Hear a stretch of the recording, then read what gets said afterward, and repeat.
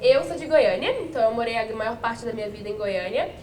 Venho de uma família muito parecida com a sua em vários sentidos, então eu cresci numa família super humilde também, onde a única coisa que meu pai gostava de falar que mexia como herança era a educação, assim. Então eu acho que sempre teve muito claro na minha cabeça que era a educação que ia ser a chavinha que ia mudar a minha vida.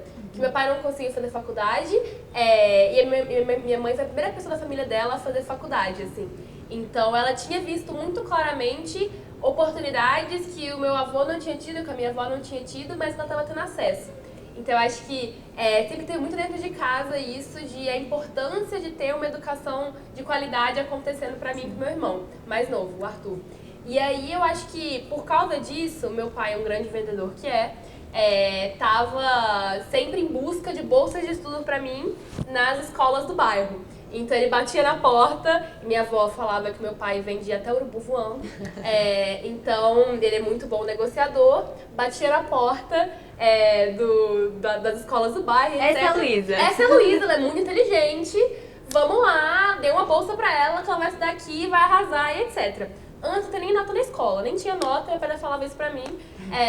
Mas é muito importante, assim, eu acho que por causa disso, eu consegui bolsa em escola particular desde sempre, porque, como eu falei, meu pai e minha mãe tinham muito na cabeça, eram muito cara de pau e conseguiu negociar lá e dava certo, mesmo quando a escola não tinha programa de bolsa. Só que ao mesmo tempo eu estudei em 11 escolas diferentes, por causa disso. Então, assim, foram muitas mudanças, muito por causa de, tipo, a gente mudava de casa, tinha que mudar, ou a escola não podia dar bolsa no ano seguinte, então eu sempre fui aluna novata, por muito tempo.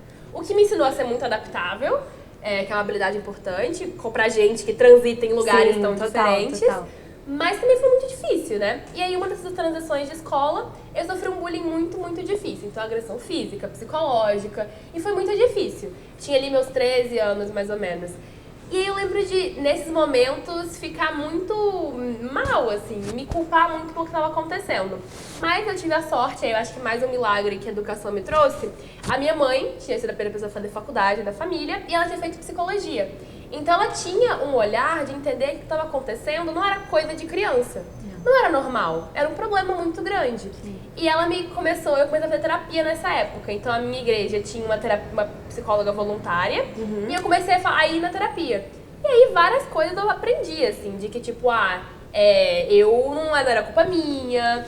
E eu acho que meu olhar nesse momento começou a mudar. E eu acho que aquele bichinho de querer impedir que outras crianças passassem por isso ficou muito forte também. Você escreveu até um livro, né, Lu?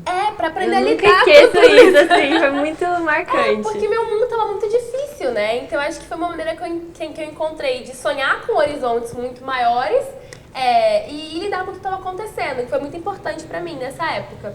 E aí, o que aconteceu foi que esse sonho de impedir que outras crianças passassem pelo bullying ficou cada vez mais maior e mais forte.